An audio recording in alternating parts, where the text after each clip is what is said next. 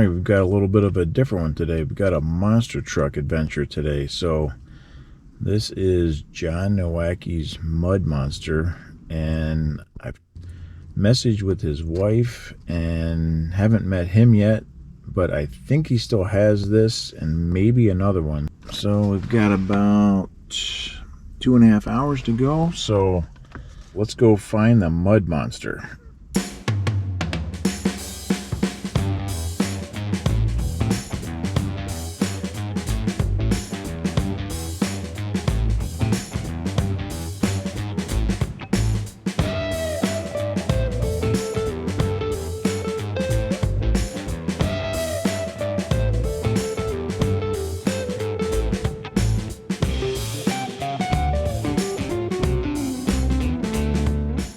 All right, so today we're with John Nowacki. He has the monster truck, the Mud Monster, and when you guys see what this guy has built, he's got a lot more than the Mud Monster. So I'm going to hold this up here for reference real quick. So do you still have this truck?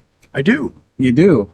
And you got a couple other ones too, right? I do. So we're going to hear the story about how he made this thing and all that too. So, Well, actually, that's not the first one. That's the third or fourth one. yeah. And I quit. I quit doing everything for about 25 years and got busy with life and doing things that I felt I needed to do.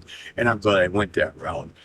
But then a friend of mine named Keith had in his driveway had a Ford F-150. It had 40-inch groundhogs on it, had a little bit of a lift kit. It was about every color, different body panel on it. And I saw it in his yard. I asked him about that truck, and he tells me, you're going to own that truck. I'm bringing it over. I'm dropping it off in the driveway. I go, no, I don't want that truck. Well, 2 weeks later, I came home from somewhere, and that truck's sitting in my driveway, that Ford F-150 with the 40s on it.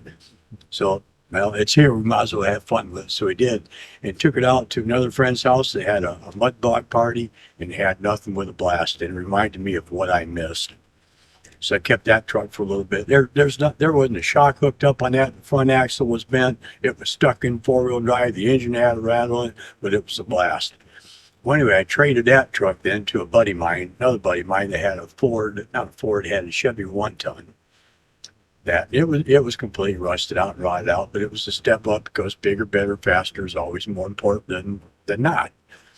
And that's where this truck started at. The only thing left out of that truck that is with this truck are the main frame rails. Every component, every part, every nut and bolt has been discarded into the building of this truck. And you made it all from scratch. Made it all from scratch. Every shock bracket, every hoop. Every part, fiberglass the cab together, went through a bunch of trouble there. Originally, I had the motor in front of it when I did with the fiberglass body, and then decided to change around. I put the motor in the back, and the hood scoop on the front of the truck was perfectly done. It was the body shop did a great job. Well, I don't have a motor in the front anymore. I don't need a hood scoop on the front anymore. So I took a Sawzall and cut it out.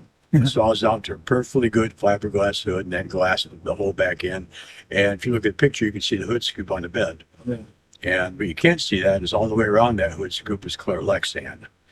And the hood scoop is in the center of that, so that's a rear engine truck. And everything's still hydraulic on it.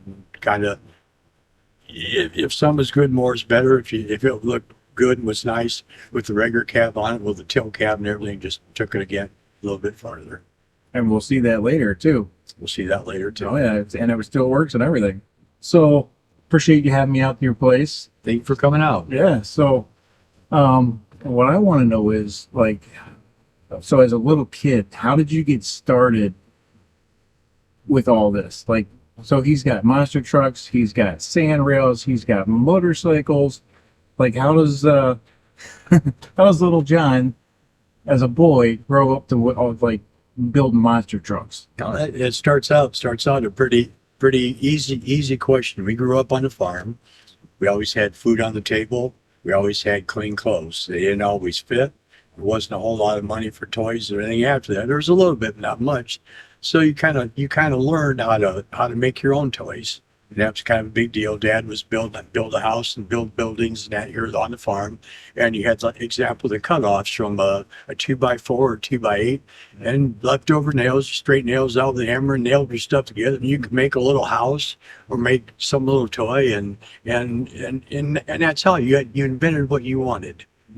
And your dad was like the main one who showed you all that and did all that for it. Did he show you how to do it, or did you just naturally figure stuff out by yourself? Or Well, if you watch him pound, boards together to make a roof or a wall or something like that, when you take a look at the scrap metal that's left, and you can kind of get an idea of what you're doing and put something together. And that it's kind of funny. He used to pick corn with a one-row corn picker pulling a wagon, and Brother Mike and I both made little like sled skis that were tied to a rope to the back of the wagon, and we'd ride on those like a surfboard, like out in California behind the corn wagon.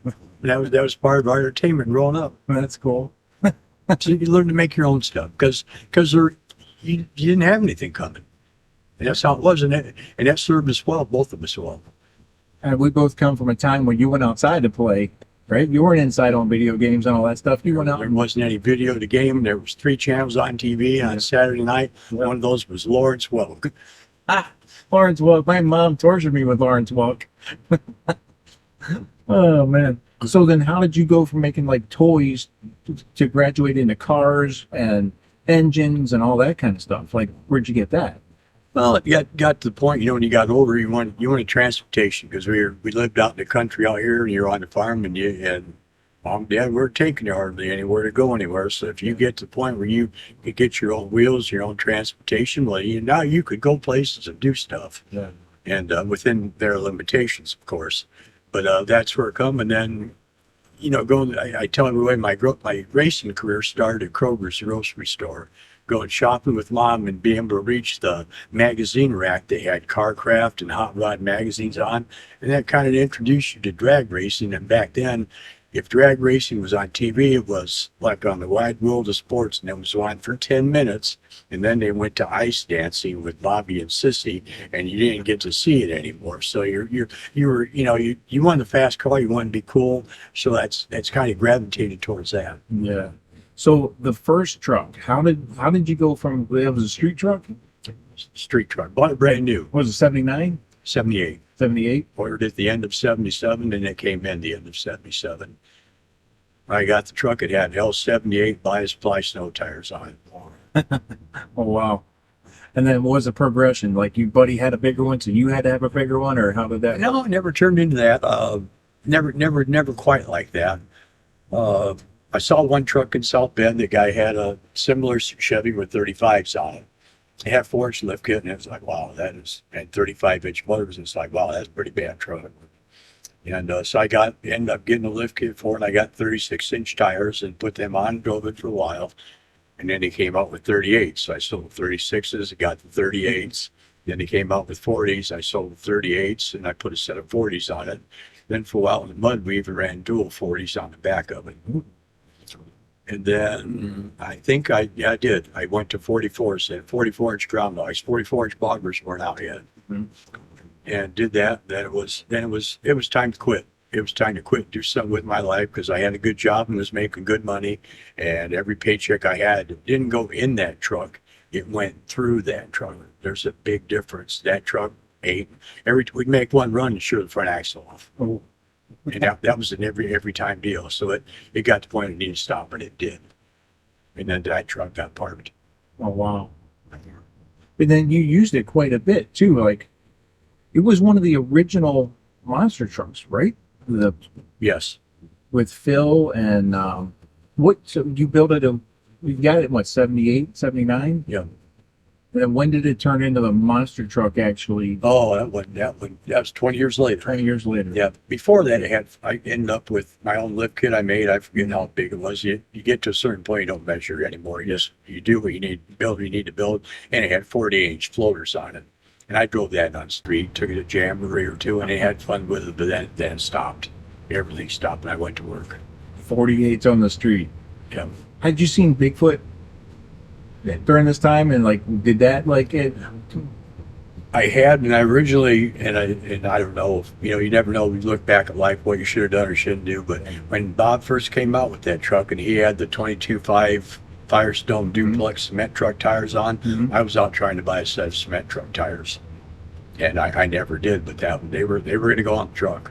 That's probably from a magazine too, right? Yep, That's how the only way we saw stuff was in magazines. exactly. You grew up in this area the whole time, right, in Indiana? I did. About the only thing we did like that is one year with the mud trucks, we got invited to go to the Pontiac Silverdome, our group from around here, and Bob was there running over cars. I think that was the first time he put dual 66s on Bigfoot one, and that I laugh and kid everybody. We were there with 85,000 of our closest friends, and the place was full. Oh yeah, The place was full. it was the biggest back then. Yep. I remember the stadiums just being packed. And then you ran the first one in the mud. Yep, that was it. That was the one I ran at the Pontiac Silverdome. What size tires were on it then? I mean, Silverdome. Either 40s or 44s, one of the two. Was that exhibition or your competition? It was competition, Oh, it was. but it was more exhibition, but it was competition. Okay. I laugh. They filled the place up with people. They paid us $250 a piece to show up. There was 10 of us.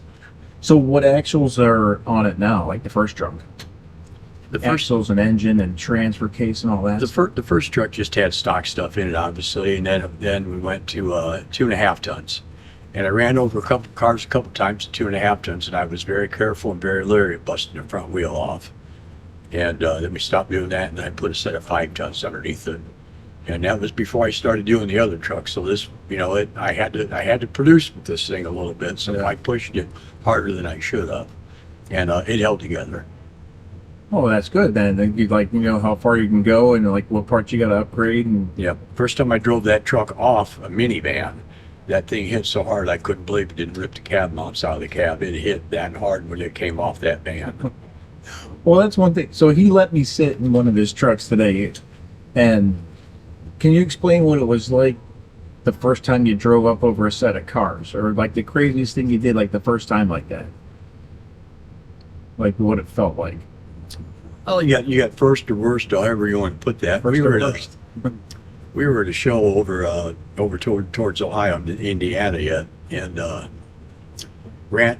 There were 3 of us, and we hit the same cars, and you crushed the front. The A pillar post and the B pillar post was on. I can still remember this. A red Lincoln Cougar, and the rear post wouldn't crush.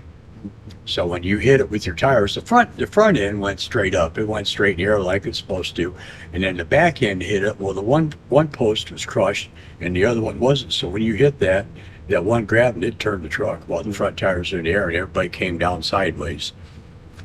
And that was probably the scariest, because you had to turn right into where they had the mud bog at the same place, and we all got out of it. Nobody had anything bad happen, but that was kind of a scary deal that didn't really need to happen, but it did.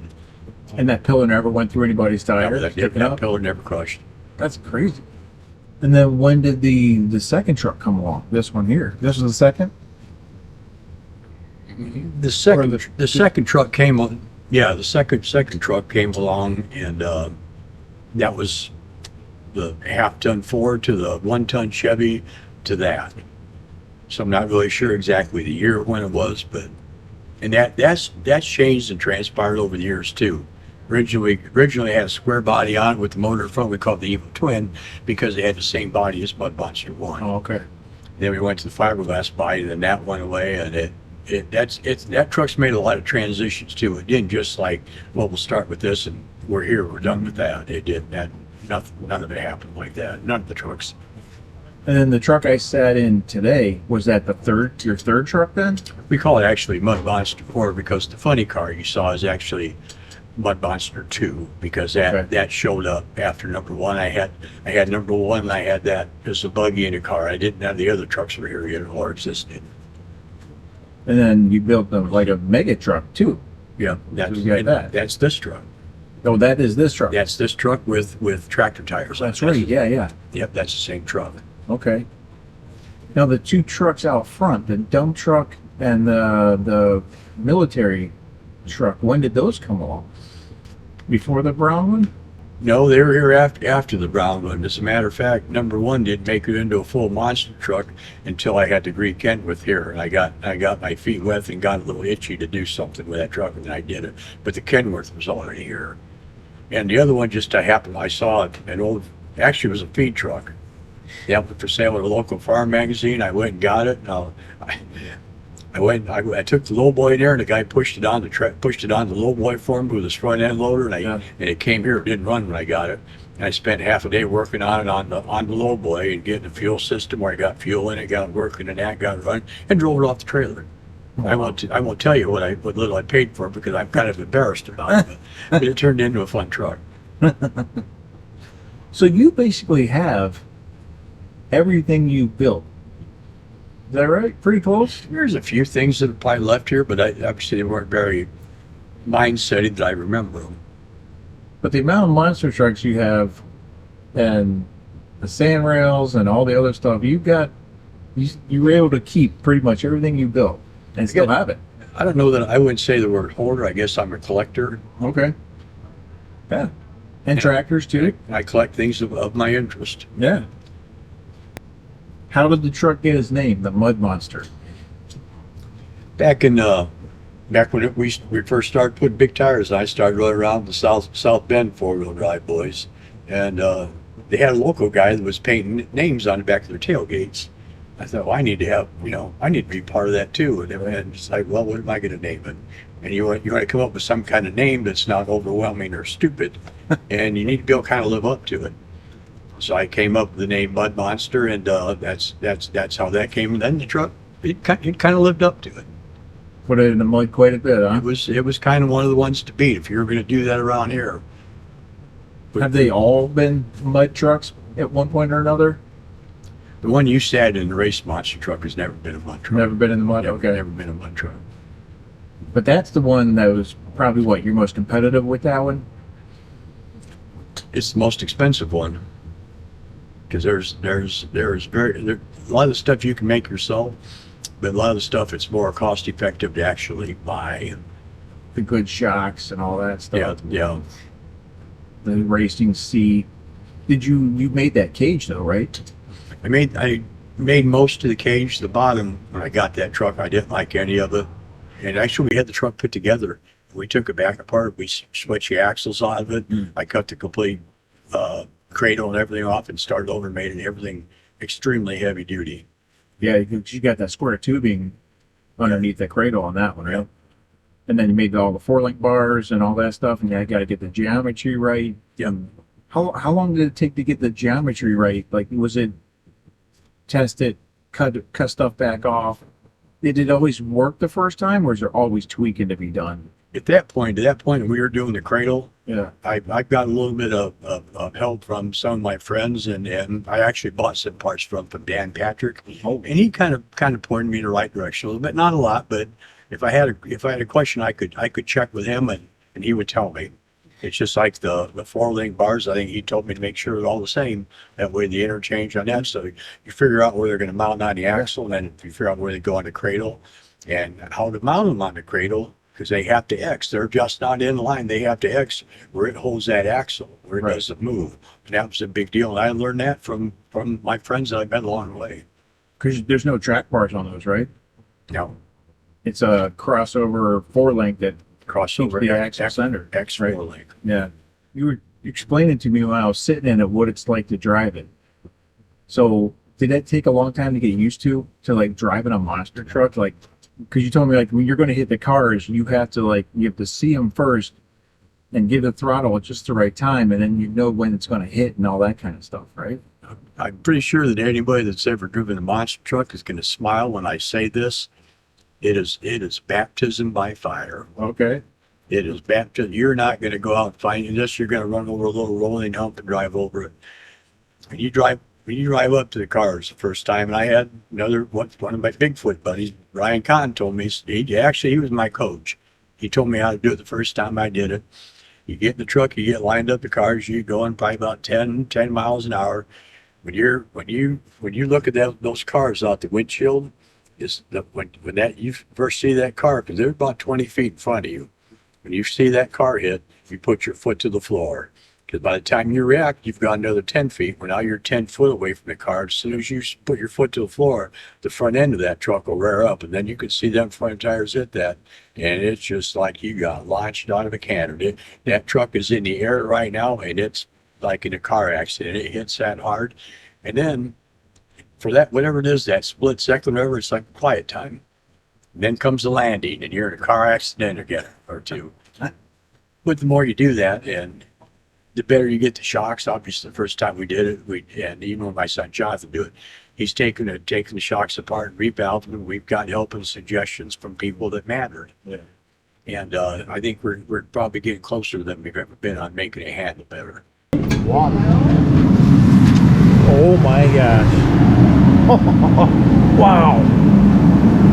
No way.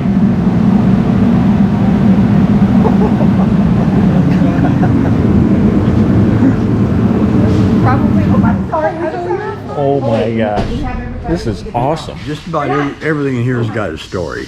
Oh, we gotta hear these stories. Man. This is the last one I got done.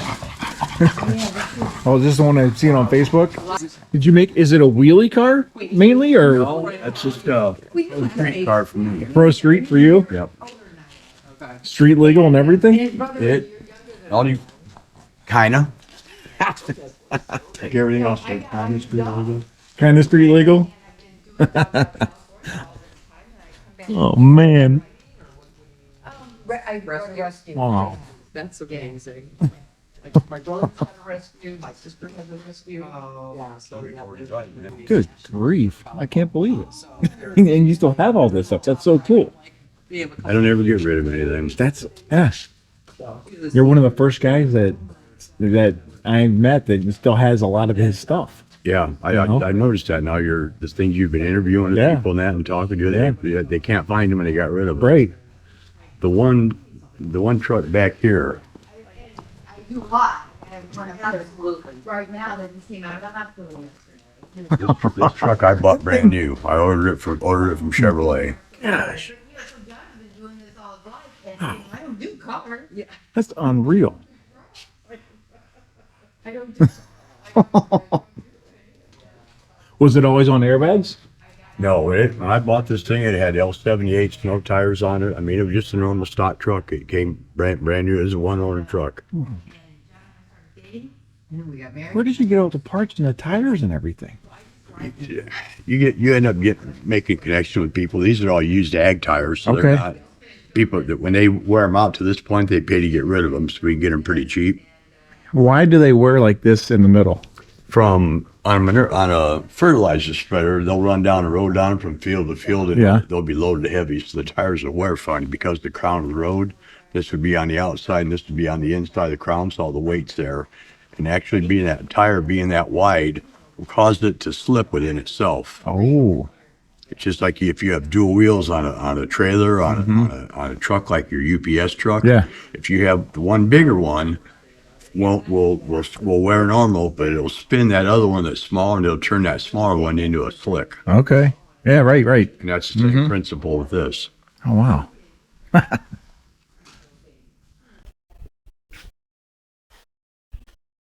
So are these 5 tons or more? 5 tons. They are. And then what are the 4-link bars? They're just heavy DOM tubing, so they won't bend. When Quarter you hit inch? Quarter wall? Or it. thicker? I believe they're thicker. They're 3/8. 3/8? I always get carried away when building stuff and make it heavier than it should be. Oh, then you don't have to fix it as much, right? And then bend up and destroy stuff. Is everything big black Chevy pretty much? Pretty much. That's Chevy what we started using and that, and then kept it there. And just we don't do too much small block stuff anymore, and haven't made the transition into LS yet. Oh, yeah. So how many renditions has this been through suspension-wise? 4 or 5. Probably started leaf springs, right? It started leaf springs, and this goes way back to when the 4-wheel drive craze actually started. It started out with a 4-inch. Well, started out with L78s from the factory, and then it got a 4-inch lift kit with I think 36-inch tires, And at that point, when they came out with a bigger tire, we sold the ones we had and bought the bigger tires, and it went from 36s to 38s to 40s to dual 40s to 44s, and then to 66s. And I even have a set of tires for this. I have a set of 73s that are duals all the way around. Oh, is that the picture that's on Facebook? That's the one. So was that in a museum somewhere? No, that was at a car show in downtown South Bend. Because it looks like it's inside of a building, It is. sitting on top of cars. The Century Center in South Bend, every year they have a big car show there. And they put their faith, I want to say their faith in me, their trust in me, because that truck in that picture is right next to a 40-foot tall plate glass window. It looks like all glass. So we had to be pretty careful with what we were doing, and we were careful, and it turned into quite the display. That's this truck, right? That's this truck. Yeah. What was your first truck? This one? This was the first four-wheel drive I bought. So you're friends with Phil Tristan too, right? Yes. And so I was out and met him a couple weeks ago. Oh, probably about a month and a half ago now. And he has pictures of you guys together at the Jamboree with this and his truck and I think Bigfoot. There was like 6 or 7 trucks in a row. At that time, this one wasn't on the big tires yet. I was there with this truck, and we were running in the mud with it. We were running 40-inch tall tires there. Oh, really? Yeah. Didn't you have a monster truck there though, with Phil? Not then. I did not. Oh, you didn't? No. No, I met Phil at the Hall of Fame Museum. That's where him and I got to be friends. And at that time, this had the 66s on it. We took it there. Jeff Cook, a great friend of mine, and he asked me to bring the truck there and put it in. That's when they were just getting started, so we took it there with 66s, and that's where I met Phil. Okay. He's a nice guy. Nice guy. Yeah. So were you there at the Marion County days? That was it. The first 2 years they had it, I was Yeah. at Marion County. Is a video called Crush This? Yeah. This truck is in there in the mud, and it is? Nice. the rear end didn't engage, and I didn't realize. I just took off and went, and the front tires were all spinning, and I had so much blow by coming out. The engine got in the headers, and it lit. It caught fire. Oh, So that's on video? That's in that video. Oh, wow. Okay. Well, we'll put that in your video then. Okay.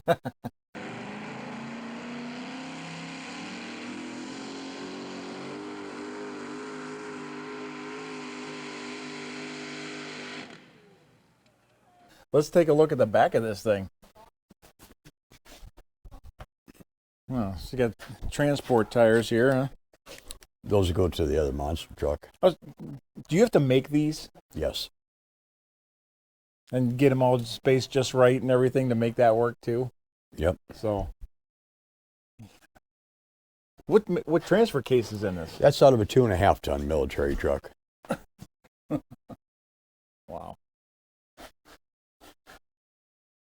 Are you happy with the airbags? No. No? No, that's a bad invention. It worked and served a purpose, but it absorbs energy at the wrong time and it releases it at the wrong time. It just pretty much shocks the truck real bad. For when you're jumping and all that, or? That's when it does. It absorbs energy at the wrong time and it releases it at the wrong time. Wow. So then that's going to get changed at some point, you think, or Not just this leaving one. it? This one we're done. Just we're done leave it? beating on. It's retired. Yeah. We still use it for parades and car shows and that kind of stuff, but it's earned its bones. So you still get it out? Once in a while. Wasn't there a car show down here a week or two ago? Yes. Did you have this there? No, good friend of mine, Tim Winkle, and I both took both of our dragsters, and we took the Corvette, and we took a bicycle I made. Oh, okay. Which is pretty entertaining in itself. Wow. So this was your first, and then This is an old friend here. This one will never leave here. It's got, I believe, a little over 40,000 miles, original miles on it, and that's it. it's in great shape still. It's had probably 3 body repairs on it. Really? Whatever it needed, it got. It's got the original bed on it yet. Wow. I talk about battle scars. There's part of the battle scars that it earned. The tire hit it? Tire hit it. Yeah. Was that with the airbag system? Yep. And you got them all the way up too. Just a bad landing. That's what it was. Wow. Well, then you got to have transporters and everything else to get these around, and trailers and trucks, and Yeah, it's a lot, right? It's a lot of work. So when somebody asks you to bring a monster truck to a car show or something, it's not like you drive, you drive it there, you drive it on a trailer, you're done. Right. It's a lot of work. Do you do it by yourself? I probably can't do it anymore by myself, so my son does a lot. We have, like when we did the dual 73s on this, I had a group of people come help me do it. Those guys in the picture? Pardon? Those guys in the picture? Yes, those guys in the picture. Yeah. Well, let's see what else you got here.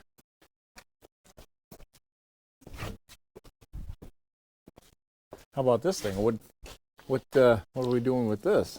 That's a Dodge pickup truck I bought brand new for transportation, and it kind of got downgraded to just a fun vehicle, and it's probably on its third suspension. I see you got the coils in the front still. Yep. It's got airbags in the back just out of convenience. When I do it again, it'll change again. It won't have any more airbags or. Well, that's like this axle that came with it then, isn't it? That is.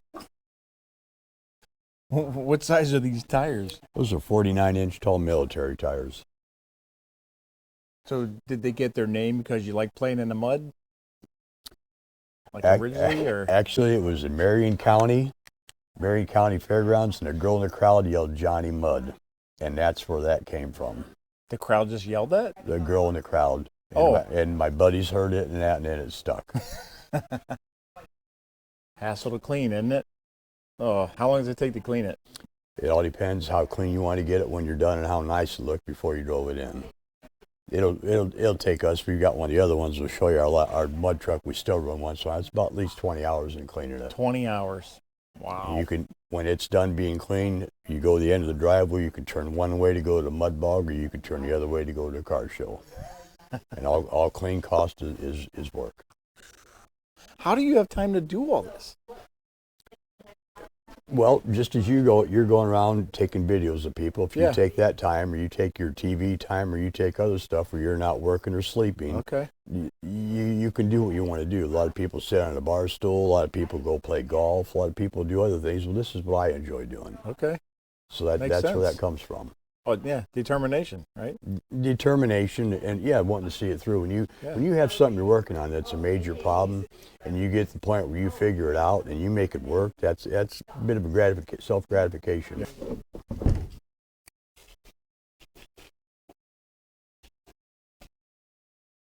What are those coils off of? Lift kit, springs off of Dodge. That I redid all the mounts and that. Yeah. What size lift springs are they? Is it 8-inch or something? I want to say originally they were 6. Man, it's huge. Oh, and then you took another grill and made a lower grill for it. Oh, I didn't like the way that the bumper and that was on it and that, and I don't know how old you are when it comes to trucks, but back in the day there used to be a cab over Freightliner called the Power Liner. Okay. They had a real big grill in it because they had either V12 Detroits or Big Cats or a KT motor in it. Okay. And they called it a Power Liner, and that's kind of what I was after this to make it. That's cool. I like it. So this is your newest one. This is on Facebook quite a bit now, right? It's done now. I had stuff on there when I was actually building it and making it. It did not come home looking like this. What is it, 84-ish? 84. 84? How did you get that colors? Well, it's unreal. I kind of came up with that paint scheme after the old Chi-Town Hustler Funny Car, one of their renditions, and that's where it was. Nice. And this one, you hit the street with this, right? That's the plan. That's the goal. Oh, look at this back here. Nice. Wow. Oh, man. And the part that's really tough on this car was what's underneath here. Fitting a big block in it? A big block will not fit in an 84 Corvette. Look at even the steering shaft is so close. Did you have to make the headers? I made the headers. Making the headers actually wasn't that hard. Really? when I bought the car, the person that had it before tried putting a big block in it. He took a cutting wheel on a grinder and took a hammer to the firewall and had it busted up and screwed up. And I spent a week just fixing the fiberglass on the firewall. Wow. And making it fit. How much did you have to cut out to fit the distributor in there and everything? Well, not really a whole lot right there, but there's if a discriminating Corvette person will say, well, there's no wiper motor on, and there's not. Ah. That's where the wiper motor goes. Oh, okay. What's the alternator off of? It's just a mini alternator. You can buy off anything, but the part that's kind of unique about that is there's no room for the stock power steering on this side. So that's out of a stock car with a reservoir that I could get to fit tight. Okay. And if you look on the other side, the valve cover is notched out to fit the valve cover. Oh, yeah, I can fit the alternator. Oh, wow. What were the other hassles of putting the big block in it? There's no rear transmission mount at all because the Corvette's got an independent rear end in it. And so the center section never moves in a stock Corvette. So there's a bridge that goes between the rear end and the transmission, and that's it. It just makes it where it's a bridge and it can't move. So when you put a 9-inch rear end in it, that actually moves with a 4-link. Well, now you've lost that luxury of doing that. So not only do you not have a place for that bridge to hook up, the transmission, there's nothing to hook to. So you can't even use that transmission anymore. I went to a Turbo 400, which doesn't have that, even if you wanted to. So I made a steel cross member that went through the car from side to side, and the transmission bolts did. What we got here? Is this? I haven't seen this on your Facebook I haven't page. put a whole lot of pictures on it. I kind of want to get it farther done so everybody doesn't accuse me of it being a rat rod, which it will not. It is not a rat rod. Oh, wow. There's a lot of work went into making that fender. Oh my gosh. I mean, it's not done yet. That's a lot of welding. It's a lot of welding, a lot of welding, a lot of grinding. Man. This thing is, oh my gosh. Holy mackerel. Just but emphasis on it that it's under construction yet and it's not a rat rod. It never will be. Did you hook two V8s together? No, that's the way it comes. That's a V16 Detroit Oh. out of a 50-ton rock truck. The truck weighs 50 tons by itself empty, and it hauls another 50 ton in the bed. Where did you get that engine? I think it came. I want to say it came out of Wyoming. What's it weigh? 5,000 engine by itself weighs 5,000 pounds. Man. Blowers on the top, huh?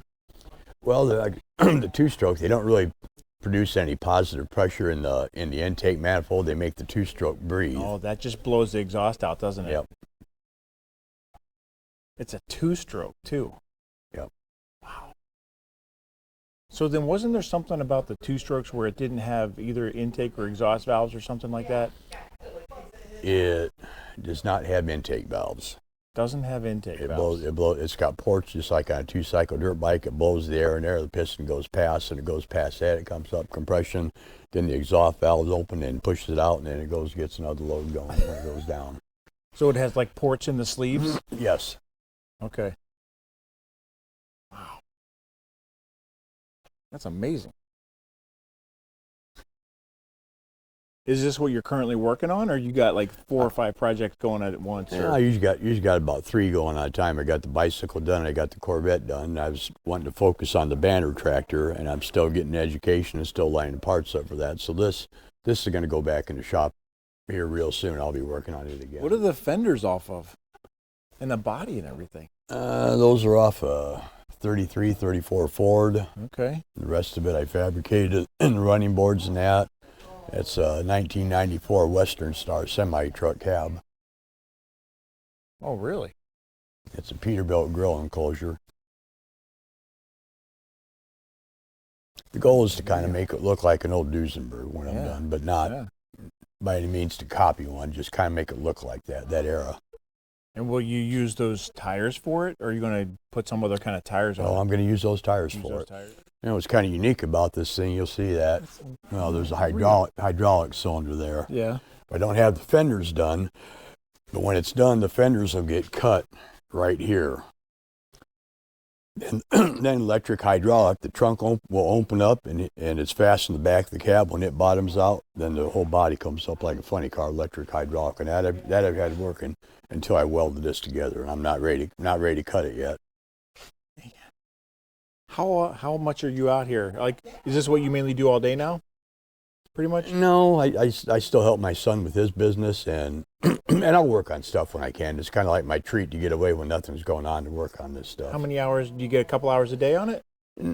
Sometimes I can work on it all day, all weekend, sometimes no time. Oh, okay. So just whenever Whenever I can. whenever time allows. Did you pull tractors too? No, never really had the ambition to do that, never had the kind of money to do that. I think Dave Banner kind of touched on that about the money of it. Oh, the involved in money doing is that. all. The tractors I collect are all from the early to middle 60s. I think the 60-30s is a little newer, but they're all muscle tractors. There's a following for that now, and we farmed when we were little, and about the main thing I missed out of that were the tractors. We don't farm anymore. We don't have any intention of farming anymore. But the tractors were cool, and none of those came home looking that way. The 806 on the end did, but not the rest of them. All looked really, really sad when they came home. So you spent multiple years on those probably too, right? There's quite a bit of time. We'll take the tin off, and we'll take it to the body shop and have it professionally painted. Okay. And the rest of the stuff here, I'll do the repairs. I'll get tires, whatever I need lined up, used tires, and then get everything painted up and start putting it back together. Now this looks fairly new. This we pretty much, I bought one that was in pretty sad shape, and then we redid the frame and different axle. I put this together. I bought a frame and put all this together. Oh wow. And threw half that frame away and built a new undercarriage. Really? The whole bottom of it's new. And quite a bit of pipe went into the top of it to make it safe. Did you race this competitively? We have a little bit. We've done shows with it.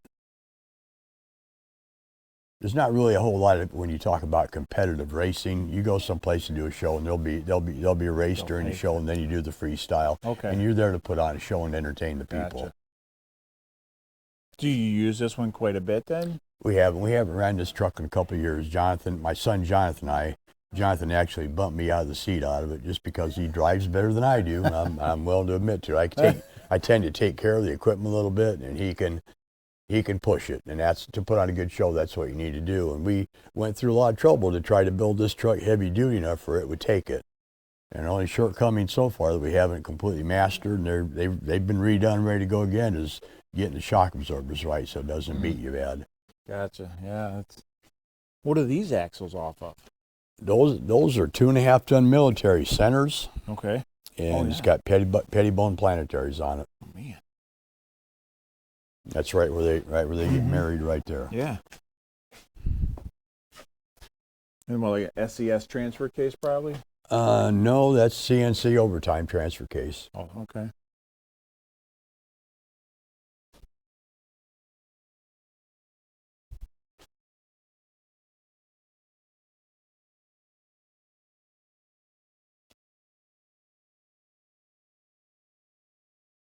How long did it take to make this? It took a lot of time. We never kept track of it because you work on stuff and go back and this and forth. But I can tell you, I could build 10 cars for the time it took to build this truck, depending on how elaborate the cars are. But there's all the systems that go in it. You've got the drivetrain system. You've got the cooling system. You've got the fuel system. Everything is like its own build. And making the 4-link work and not bind. Making the 4-link work. We had trouble with the drive shafts binding up. We had to redo some stuff there. It just. Do you buy the tubes in like 20-foot lengths then? Yep. Yeah. That DOM tubing is like gold. It was even gold back then. Yeah. And it didn't have to do with the color of the paint. Yeah, right. Yeah. I think that's a Ken Venny hat, injector hat. Is it really? Yeah. Like from one of his tractors, or does he make those? He was making them. He does? Yep. Really? Looks like an Anderly Big and Ugly, but it's his own rendition. This banner store you're doing, that's awesome. Yeah. Somebody needed to do that, especially while Dave, thank God Dave's still alive. Exactly. It's too bad we missed Ralph. Yep. But that's why I'm doing this, is to get these guys before they pass. Yeah. I'm Yep. that's really what I want to do. And the funny thing, it's so cool because I used to sit in the stands and watch these guys. Yeah. So it's like the biggest joy now for me to actually get to meet you guys that did all this stuff, because I was just a 12-year-old kid sitting in the stands, and you guys doing all this stuff. Well, we were them kids in the stand too. We remember going to Indianapolis, and we probably saw that Dave drive that tractor we've got. Mm. All right, so what else we got here now? You just I'll follow you. I don't have to. There's like too much to look at. Carbon wing here, it looks like. That's off the top alcohol sand dragster. Right, so you were in the sand drags too. We haven't ran it yet, but we want to. We did the mud for years, and my son still does that. But a good friend of mine, we ran a turbo injected car roadster in the mud, and of course sideways, down there, upside down, everything else. And we went to the sand and had a blast with it.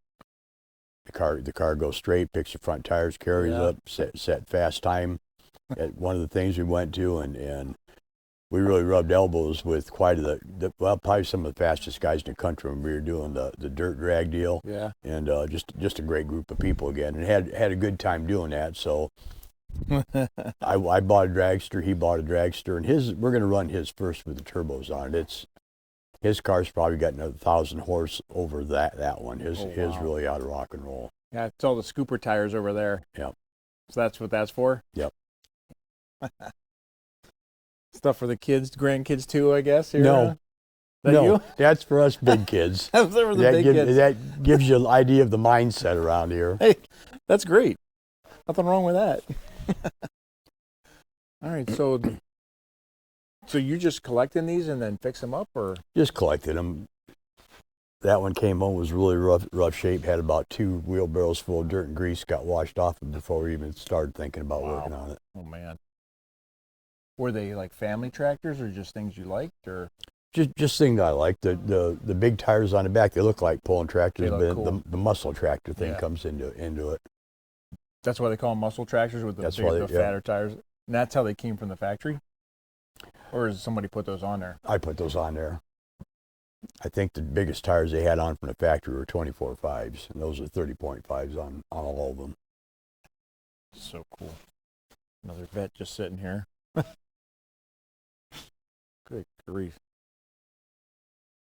This is unreal, you've been able to do all this. Well, it kind of, not just kind of hobby and enjoy doing it. And you had the space for it too. That's a big help. Having the building and the space, and there's a story on that tractor. I bought a 1206 in North Dakota and brought it home, and it sat here for quite a few years without doing anything to it. And I was on the 1206 site on Facebook and had the number registered, and I got a call from a guy down in Indianapolis. Wanted to know if I wanted to sell the tractor.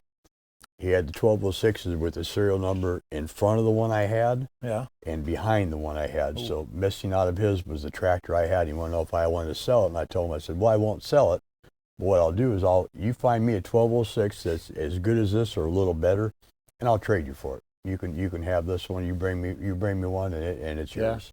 He drove all the way out to Pennsylvania and bought this tractor and brought it home, brought it here, and then we took it apart and painted it and did the sheet metal. I even welded the side panels and the hood together.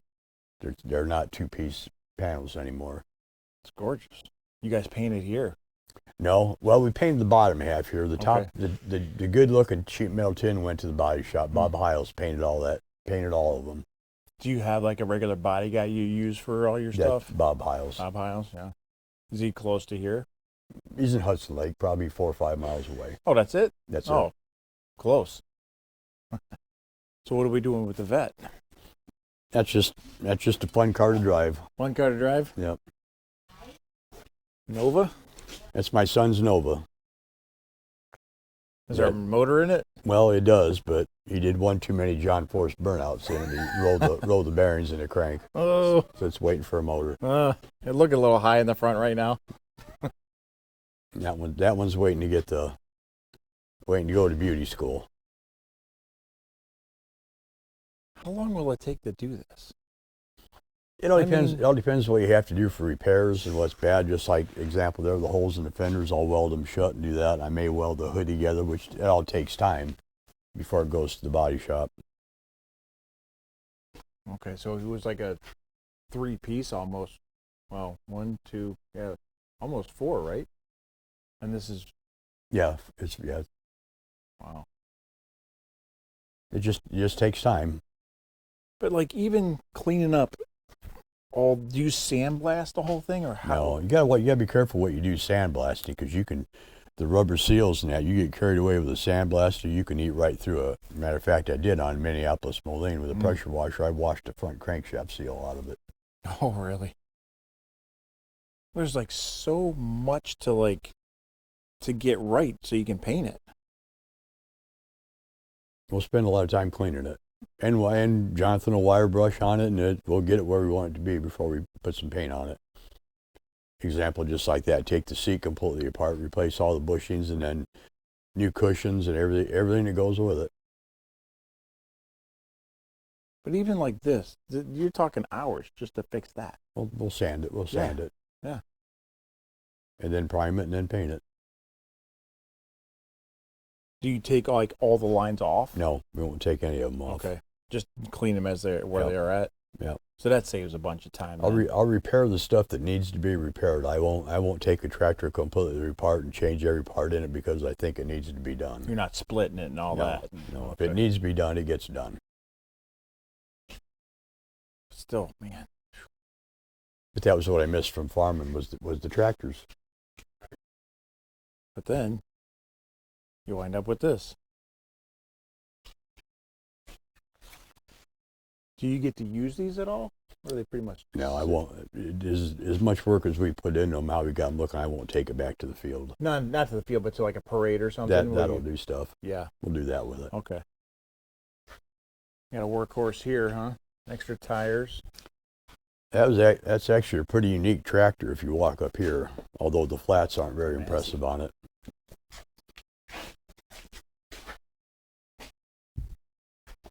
Yeah, that's why I bought it. almost got like 2 engines in it, huh?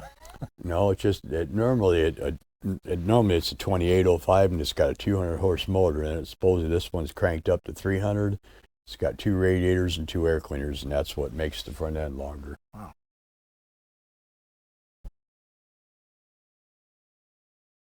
Yeah. Extra tires.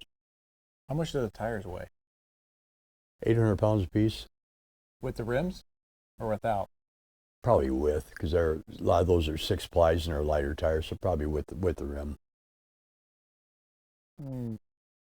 Just tiring something up has got to be a chore to transport it, right?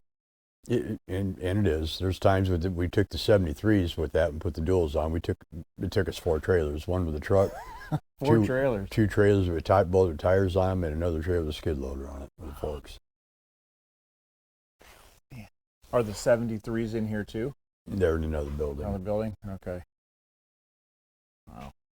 And plus the maintenance on all this stuff to keep it going too, right? That's got to be a full-time job, just keeping it running, changing oil, all that stuff. Yep. Do you try to fire everything up like once a year? Or? No, we'll what'll necessity is what makes us do it. We'll need to move some stuff around, just like here. This thing's about due to get all cleaned up and straightened out again. And Okay. have everything running, and it's kind of a fun day to do that. Just to get it running and Yeah, get it fire running, it drive it around a little bit. That's how a lot of them start out here. It's unreal. That's actually a 3010 John Deere Wheatland, which is a big deal, diesel. What year is this? Probably, 40s? no, early 60s. 60s? We put the big Wheatland fenders on them, and I'll put bigger rubber on the back. Made our own side shields because you can't find those to buy them anywhere, and they'll be incorrect for the tractor, but I really don't care because I'm going to make it look how I want to make it look. Perfect. Oh. Yeah. What in the world? That was just stupid stuff we made. This is like, hey, let's put something together one night. Oh, that was in a parade. And you notice it's got 2 seats. Yeah. So if you put somebody heavy in the back, Wheelie bars. in a right wheelie, and my son was younger, and a buddy of his ran in a parade down in Bremen, and it would do wheelies, and I was behind him. I could either see the kid in the back had a horn hat on, Yeah. and this had horns on the hood. So either he was doing a wheel and I could see these, or they were going flat and I could see the horns on the back. And they made it almost through the parade, and the motor through a connecting rod and blew up. Oh. This has got a different newer one in it, Okay. but they wheelchaired that thing through the rest of the parade to get it to the end of it. That's a lot of tire for that little engine to pull, huh? Yeah, Explains the ride coming out. yeah. It's junk, but it was fun junk. That's cool. Well, this must be sand drag then, right? No, that started out as a Barry and Buggy frame, a lot like the yellow one, except I bought it as, as a kit, and welded it all together instead of putting a Volkswagen in it. The Red Edition one, I put a Corvair motor in it, Corvair motor and transaxle in it. Right. It didn't have the body on it. We drove it on the street. We were into doing that. They were street legal, and I kept blowing up the rear end in it. The spider gears, I couldn't keep spider gears in it. Yeah. So I got tired of that, and a buddy of mine had an old 455 engine out of the car. The car was junk, the motor was good, and I got a transaxle out of a Cadillac Tornado. Oh. And put that in, and it was fun. I actually put paddle tires on it without the body and ran it in the mud. And had the blue bottle on it, and a couple times the blue bottle wrapped the connecting rods around the crankshaft. So that was enough of that, and I didn't want to put another Oldsmobile motor in it, so it's got a 454 Chevy in it now. With what is it hooked to the transaxle Hooked still? to that transaxle, and there's a lot that went into making that motor block fit that I was gonna transaxle. say that's not the same bolt pattern on the. The bolt pattern was the easy part. It was the way the one axle shaft goes through the oil pan. Okay. So I had to take aluminum oil pan, and I had to notch it out Right. and make a Sleeve piece it. to go in there and TIG weld it back together, Yeah. so that axle would go through it. Well, and is it clearance too, or is it like can it stay right there, or does it have to? That it doesn't move. It's solid strut. Okay. So that part's fine now. So you didn't have to worry about wiping out with the work you just did. No, If it no. overextended or something. Anyway, I originally had the body. I was going to run in the mud and never did, and we kept that. Now the last thing we do, it's a wheelie car now. That is a wheelie car. Where do you use it though? We took it to a monster truck show, and that was part of the part-time Just in the entertainment. dirt, like- riding wheelies down the Is straightaway. it there flames out the top too? No, just carrying the front end. Is this the first wheelie car you've had? Yep. As a matter of fact, there's a funny story about when we put the Oldsmobile in it. things were pretty crude. Didn't have the throttle or anything hooked up to it. Yeah. And Brother Mike, we need to go out for a test run. And Brother Mike was driving it, and I was hanging on the back of it, working the throttle. We'd get going down Sage Road, and I was like, well, we got to find out what this thing will do. So he's sitting there, and I give it, and the front end came up. And just as it started coming back, I let off the throttles, it started coming back down, I hit it again, and he's yelling at me to quit doing that, we're going way too fast. That's the worst thing that could happen. Yeah. As long as it doesn't go up and over, right? It didn't go, it wouldn't go up and over, but yeah, we had a lot of fun in yep. Was that the last time you did it? No, that was the first time we did it. So you knew it would do it, so like here we Yep. go. Yep. With the wheelies.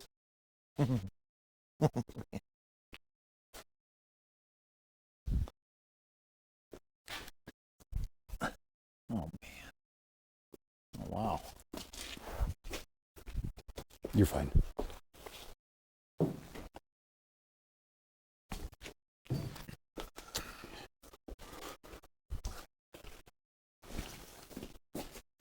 Oh yeah, I see what you're talking about with the oil pan. Yeah, because where would you find something like this, right? But we worked on that together, that body. How much of it did you have to make? Like the rear fenders and everything, and Bought the body, it was a stock car body, and it came in pieces that were so flimsy it was ridiculous. It's like, how do we even start this thing? The hood was all together, the hood and the fenders were together, and I cut it in half and took about a foot out of it to narrow it oh up. really? Okay. And then the rest of it we formed, and I made a frame for underneath. And we didn't have any back window, made the back window, made the back Wow. the back of the car and glued everything together. Then Mike did, after I did the glass work, Mike did the finish work on it and painted it. Did you make a mold for it, or No, we started putting the pieces together just by hand? and lining everything up. Wow. Is fiberglass hard to work with that way? Like getting it to where it's it looks like it's smooth and flows A and lot of that part's there. It all depends when they take the pieces out of the mold on how good they did a job. We did, this wasn't bad. The front end on that race monster truck, I could have killed them people that made that front end because nothing fit. too thin. No, everything was warped and wrong. Had to take and cut and section and get stuff back together where the fenders and everything in the hood all went together because they all fit to the front end piece, Right. the grill. Yeah. And nothing would fit. If you put the fenders on the grill, the fenders are like this going out. Ooh.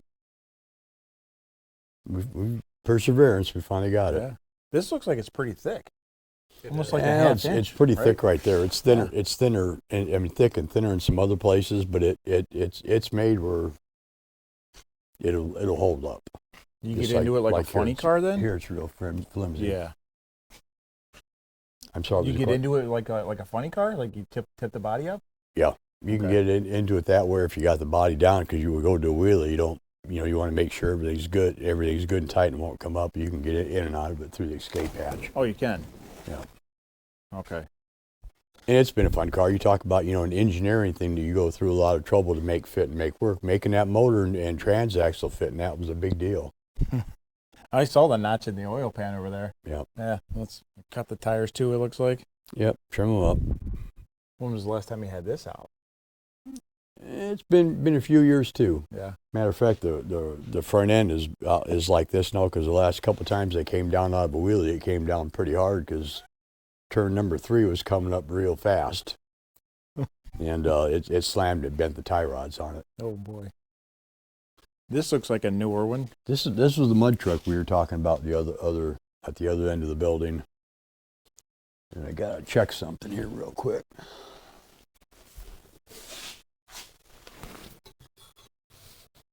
Okay.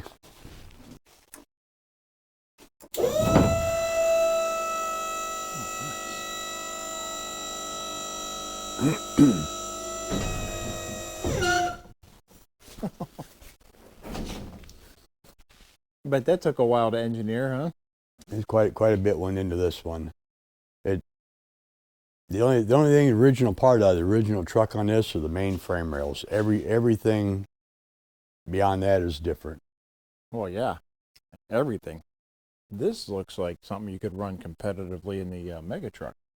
It is, but it's the body. You would destroy the body on it because the body's fiberglass and the way it mounts. And yeah, I could have done it a different way, but then I wouldn't have had the hydraulic flip up body and what we Yeah. do with it. I don't. We got a truck that we can go jump with. This doesn't need to do that. Did you run this one in the mud quite a bit? We did. We Yeah. did. And this is the one that takes 2 days to clean. I always wonder about that. Like when you get it, because you get it home, it's caked on there now. Now it's hard. How do you get like every bar clean? Do you wipe down every bar? You don't even wipe. You just start pressure washing, and you'll wash from one side, it'll go on the other, and you just try to keep working it to the ground off the truck. But then, like, because when I do mine, when I run it in the mud, it dries. It looks great when it's wet, but then when it dries, it looks terrible. Now you can either spray it with Armor All or stuff like that, or you can actually wash it with a sponge. We'll do the part of this with a sponge. That's why I wonder about like the mega truck guys and the monster trucks, because they always look pristine when they're Yep. sitting there. Like, how do they get them that clean? They'll pay somebody to wash them. Like by hand, every bar, Yep. every piece. I mean, up underneath, it's Oh, it's just like it's like that though. You talk, after you wash them like that, the scum and that, just wipe them with Armor All or some type of protectant. It'll bring the shine back to them. that's a lot of armor all every time. You think about that, especially the mega truck guys when they're in the mud every weekend. Yep. I mean, just trashing the thing. A lot of them do keep them clean, but there's a lot of them never. They don't get carried away in cleaning them. This looks pretty sad right now with the dust and dirt on it from sitting in here. What are the shocks off of? Those big. Those are overtime CNC shocks. Our good friend Keith Berry. Those are awesome. What size springs do you run, like front and rear then? Like for the poundage on the spring? I'll tell him what I want to do and what the truck weighs and what I think, and then he'll goes set me by up with weight. what I need for springs. Okay. Because you got a progressive spring on there, right? The lighter spring on the bottom. It must ride pretty decent then. It does okay. You got what, 2.5 tons on this too? Yep. You run lockers and everything too? This one does. This one front and back are welded. Oh, they're welded. Yep. So Yeah. when it's in 4-wheel drive, it's in 4-wheel drive. And we'll take the cap, when we need to drive around, we'll take the caps off the end so we can jack it up and take them off so we can steer it. Ah. So that'll lock it in, and that's like a hub. Yep. Okay. Does that one have rear steer? I'm sure it does, That one right? does. Yeah. This one doesn't. Has to, right? To get It the must thing take a around. While just to get all the axles and the parts and all that stuff. Just where do you find that stuff? Like for the axles for this. Right? Example, we had a couple trucks we've cut up, 5 tons and 2.5 tons. Oh, really? And horse trading, we want to deal with your friends and that. They need something that you have and you need something they've got. And that stuff's still kind of available, right? The 2.5 tons? They are now, but when I first started, you couldn't, way back in the day, you couldn't find that stuff for a fortune. Boyce would have it out in Utah? out in Utah, and it was about the only place you could find that stuff. And he was proud of it. He's doing the 6x6 and all that stuff back Yep. then. I remember the ads in the old 4-wheel and off-road magazines. They always Yep. had their ad in the back. It's got another alcohol injected motor in it. How did you learn about all that with alcohol injection? and all The that? first time was with my buddy's turbo car, and we got better at it after that. And you know where the tune-up's at, where you need to use for that, and where to pump and that. And then once you get used to the alcohol, you're not going back. Just because of how it works? How it works and what it does and how much power it makes. Do you have to tune it? Like, say you go out to California, would you have to run different pills and all that in it to make it? It all depends on the humidity in the air. Okay. The humidity in the air and the temperature is what's going to tell you what you need to do. And with the stuff we've got here, or even the monster truck and this, and even the dragsters, we'll set it up where it just like normal air, we're thick already. And then if we get better air, then we've got to step up the amount of fuel. But we have our baseline and just leave it there. We're not going after every split second. Yeah, right. So where would you race this at? We're running a local mud bog here. Local stuff? Yep. Do they have local mud bogs here still? They still have 2 a year here. They do? And there's some a little bit farther away. I'll bring my willies down there. Pardon? I'll have to bring my willies down here then. Memorial Day weekend, the Sunday of. Figures. We're going to be gone. And what's the other one? It's in October. That one we could probably do. Okay. And you'll run this? Yes and no, maybe not. My son put another mud truck together. It's a lot simpler than this one. It's going to have a carburetor on it. Oh, really? And I think we're going to run that one this spring. We talked about running this one, about me driving. He talked about me running this one and me driving. Is it kind of weird, like sitting in this and there's no engine up front? Well, I tell you, the first time I sat in a monster truck, I really wasn't sure that I really want to do that, because you sit in that truck, and now how you normally sit in a regular pickup truck or even a lifted up truck, you've got the floor and you've got the door sides and that. Uh-huh. You sit in a monster truck, you're sitting on a step ladder, a kitchen chair on top of a step ladder with nothing around you. Is that how that one is? Because they're both open, so you can see the ground. There's no sense of security there. You either get used to it or you don't, and everybody does. But it makes you think. Can we sit in that one? You can, yeah. Oh man, that'd be cool. I've never sat in a monster truck. It would be weird. Like just looking at it right here, it's like, oh, wow, there's a lot missing. Yep. Once you get used to it, it's the norm. Then it's no big deal. We learned a lot of what we do by growing up on the farm. And I had a guy tell me one time that I went and got a job for and got the job. He said if he had a choice between hiring a farm kid and a city kid, he said he would hire the farm kid, because the farm kid already had to do everything as he was growing up. Mm-hmm. He didn't have a choice. He didn't have to learn. He was taught. He went and did it. Yeah. And that's pretty much the way it was with Dad. Dad, Dad on the farm, Dad, you couldn't go buy stuff. You had to make it and figure out how to do it. And that was a big deal. I think Dad taught me to weld when I was 12. Oh. And when we both learned stuff, and it's kind of funny. Back in the day, when people had cars, they'd get 80,000, 100,000 miles on them. They were done. They didn't hold up like they did now. And we had a family car, a Plymouth station wagon, Plymouth Valiant station wagon. And that got to the point where they wouldn't give them anything on trade, and they went and got another car, and that kind of stayed here. So one of the neighbor kids had kind of a dune buggy, not like this, but a jalopy. Well, then we were left alone to we were unsupervised. So one day Dad came home from work, and the station wagon's missing the doors off it. And we didn't get our ass beat. So next day, a couple of days went by, something else was missing, fender was missing. I still didn't get anything, and it kept going that way. And then I decided I was really going to make an effort with this thing. And we cut the roof off. I completely cut the car in half. It was a unibody. Now I was like 14 years old now, so kind of keep that in mind. Okay. And he told Mom, he said, you didn't have to worry about that car anymore. That car's never going to run, never going to move again. I cut the roof off, and I cut the car completely in half, and I shortened it up. Where instead of a 4-seat car with the back, it was a 2-seater now. And I took some big aluminum angle iron, and I burned a hole in it. Instead of we didn't have a drill press at that time, a big drill. We didn't even have a torch. Had a 120 4-inch welder. Yeah. And I took and burned holes in it, and somewhere I got 1-inch bolts and sandwiched it back together and bolted the unibodies back together. I took the drive shaft, and I cut the drive shaft in half and shortened it up, put a piece of, learn how to do stuff on a farm. Yeah. Made a piece of pipe that was a sleeve that went inside and put them back together. So I welded, I had something to weld to. Yep. Mom took me to the car parts store and got gas line and brake lines. And the day I opened the door and drove that out, my dad was there watching. And that was probably, out of motorsports, probably one of the most important things I've ever done. We ran the Pontiac Silverdome with the Mud Monster 1, and that was right there in the importance of me watching him watching me drive that out and proving him wrong. At like 14 or 15. But that's how we learned how to do stuff. Yeah, that's awesome.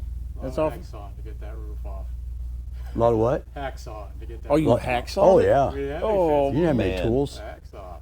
Wow. That's what I said. Instead of a torch or drill press, I took the welder and cranked it up, and I burned holes in that angle iron to fit a bolting. So that's kind of a cool story. That's awesome. But it's like one guy showing you how to do something, right? Yep. Showing you stuff, and then it leads on to, it's unreal. Like, this is a great example of like one person showing you how to do something, right? A 14-year-old kid, and look what it's unreal. I love it. So we gotta have you sign this picture for me. What we got here? Nice. That's yours for you to take home. Oh, thank you. Where was this at? That was at the Louisville Convention Center. The guy that was putting the car show on, Carl Casper, knew me. I met him through Jeff Cook at the Monster Truck Museum. Was at the other building, and he put me in a hotel. And fed me for bringing that car to Louisville. Gave me some gas money, and I went away to get a cup of coffee. And I came back, and these girls, whatever, somebody they were taking off for promotion pictures, this and that stuff, and they're getting ready to walk away. I go, oh, stop right there.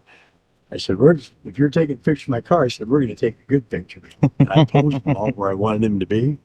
And I stood there and I took the picture of them. Cole with his magic, he put Mud Monster shirts on all of them. Oh, nice. Oh, that is cool. I'll be there. Can we have you sign this one? Just to Rob? Just your name or whatever you want to put. It's up to you.